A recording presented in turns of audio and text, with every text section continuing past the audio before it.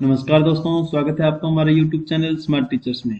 आज हम बात करेंगे एक नई वर्कशीट के बारे में, वर्कशीट नंबर 5 जो कि ग्रेड 6 से 7 की है, 6 to 7।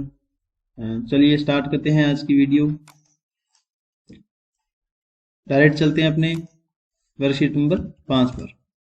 वर्कशीट नंबर 5 थोड़ी सी डिफिकल्ट लेवल आने वाला है। अब थोड़ा सा लेवल इन्होंने 5 नंबर वर्कशीट के अंदर बढ़ा दिया है। The learner can write sentences using prepositions. अब ग्रामर का पोर्शन है जो शुरू हो चुका है।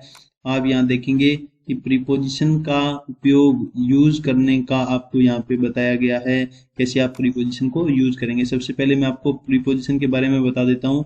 प्रीपोजिशन दो नाउन के बीच में सिचुएशन बताने के लिए होता है। कंडीशन कि वह कहाँ पे है, अंदर है, बाहर है, ऊपर है, नीचे है, इन सब चीजों को बताने के लिए प्रीपोजिशन काम में आती है। तो कैसे काम में आती है, चलिए स्टार्ट करते हैं आज की वीडियो।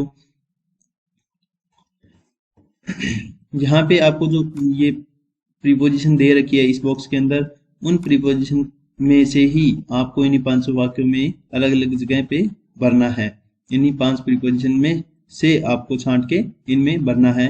तो सबसे पहले इन 500 के बारे में बता देता हूँ कि ओवर है जो ऊपर के अर्थ में आता है, लेकिन वहां पे टच नहीं होता।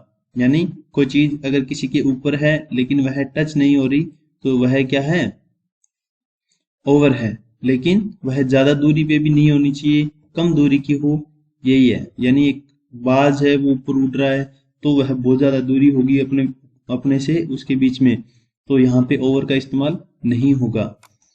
इसके बाद में इनटू। इनटू अगर कोई वस्तु है अंदर जा रही है, पहले बाहर थी बाद में अंदर गई है तो इनटू का प्रयोग होगा। यदि वह पहले से ही अंदर है तो इन का प्रयोग होगा। यदि कोई चीज किसी के पीछे है, चोर चोर के पीछे पुलिस भाग रही है, इस प्रकार का, तो पीछे के अर्थ में क्या आता है, आफ्टर आता है, बाद में। ठीक है। और अंडर नीचे के अर्थ में आता है। और वही ओवर वाली सिचुएशन है कि वह चीज उसको छूनी नहीं चाहिए। ठीक है, लेकिन कम दूरी की होनी चाहिए, लेकिन छूनी नहीं चाहिए। नीचे की चीज में क्या आएगी, अंडर आएगा। तो अपने स्टार्ट करते हैं आज की video. The boys are class, the class. यहाँ पे ब्लैंक में क्या आएगा, इन आएगा, इन दी क्लास। लड़के पहले से क्लास में ही थे तो अपने इन यहाँ पे भरेंगे। ठीक है। इसके बाद में तो next, the horse is jumping. अब यहाँ पे इन तो है ही, इन टू दी वॉल, दीवार के अंदर थोड़ी है। दीवार के नीचे से घोड़ा नहीं निकल सकता, दीवार के पीछे से घोड़ा नहीं निकल सकता। यहाँ पे ओवर दी वॉल, यानी कि दीवार के ऊपर से क्या है, घोड़ा निकल गया। ज्यादा दूरी से थोड़ी निकला कि आसमान से होकर निकल गया। तो यहाँ पे ओवर अपने इस्तेमाल कर सकते हैं क्योंकि दीवार और घोड़े के बीच में बहुत कम दूरी रहती है। इसके बाद में थर्ड सेंटेंस है वह है the dog is running, running the cat, यानी कैट के पीछे दौड़ रहा है ऐसा भाव आ रहा है। तो यहाँ पे क्या आएगा, आफ्टर आएगा। आफ्टर को आप यहाँ पे इस थर्ड नंबर सेंटेंस के अंदर भर दोगे। इसके बाद में 4 नंबर सेंटेंस है Radha is putting her books her bag. Khalistan में क्या आएगा कि पुटिंग यानी रख रही है पुस्तकों को, पहले बाहर थी और अब अंदर जा रही है बैग के, तो क्या आएगा, इनटू आएगा। मैंने बताया ना, पहले बाहर थी और बाद में अंदर जाने के भाव में क्या आएगा, इनटू आएगा। The dog is sitting the car, car के नीचे बैठता है कि ऊपर बैठता है कुत्ता, तो यहाँ पे नीचे बैठता है, लेकिन सतह स्पर्श नहीं होती दोनों की, तो अंडर दी कार आ जाएगा। यहाँ पे अंडर आप भर दोगे प्रीपोजिशन 5 नंबर सेंटेंस के अंदर।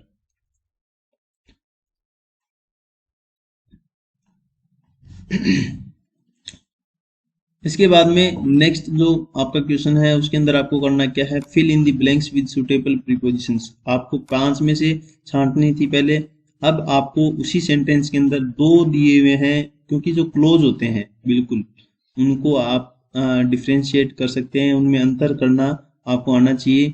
The cat jumped the river, यानी जो बिल्ली है वो किसमें कूद गई, रिवर में कूद गई, यानी नदी में कूद गई। तो पहले बिल्ली बाहर थी, बाद में क्या है, अंदर चली गई, रिवर के अंदर चली गई। तो यहाँ पे आप क्या करोगे, इनटू लगाओगे, क्योंकि वह पहले बाहर थी ना, पहले से ही अंदर होती तो इन लगाते। अगर पहले बाहर थी और बाद में उसकी स्थान परिवर्तन हुआ है तो वहां पे इनटू प्रयोग होगा।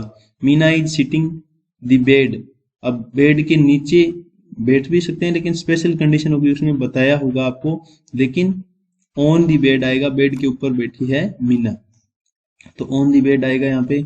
इसके बाद में शी इज स्लीपिंग अंडर और इन, कौन सा आएगा, ए ट्री, यानी इन ट्री के पेड़ के अंदर थोड़ी सोते हैं, कोई नीचे सोते हैं, तो यहाँ पे अंडर आएगा, तो दोनों की स्पर्श भी नहीं हो रही, क्योंकि पेड़ और उसके बीच में भी दूरी रह जाती है कि वह पेड़ के नीचे सो रही थी, तो नीचे के अर्थ में क्या आएगा, अंडर आएगा। बीना इज स्टैंडिंग ऑन और at the bus stand, on यहाँ पे कभी नहीं आएगा, एट आएगा छोटे स्थान के लिए, छोटे प्लेस ऑफ पॉइंट के लिए एट हमेशा प्रयोग किया जाता है, तो यहाँ पे एट दी बस स्टॉप आएगा।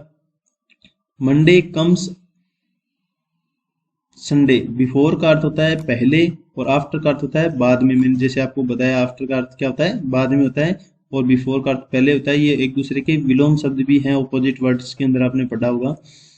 तो यहाँ पे मंडे कम्स आफ्टर संडे, क्योंकि मंडे है वो संडे के बाद में आता है, संडे के बाद में आता है, तो यहाँ पे के बाद में के अर्थ में लेना है अपने को, जिसका अर्थ क्या है, आफ्टर। अगर यहाँ पे ये होता सैटरडे कम्स आफ्टर संडे, तो गलत हो जाता है, क्योंकि आफ्टर नहीं फिर बिफोर आता, क्योंकि संडे से पहले आता है सैटरडे। अभी जो अपना पर्सन है, मंडे कम्स आफ्टर संडे आएगा, आफ्टर आएगा कि सोमवार है वो रविवार के बाद में आता है। तो आज की वर्कशीट अपनी कंप्लीट हो चुकी है। मिलते हैं अपनी नई वर्कशीट के अंदर। अगर आपने चैनल को सब्सक्राइब नहीं किया है तो आप कर लीजिए, आपको ऐसी वीडियो मिलती रहेंगी। तब तक के लिए बने रहिए, धन्यवाद।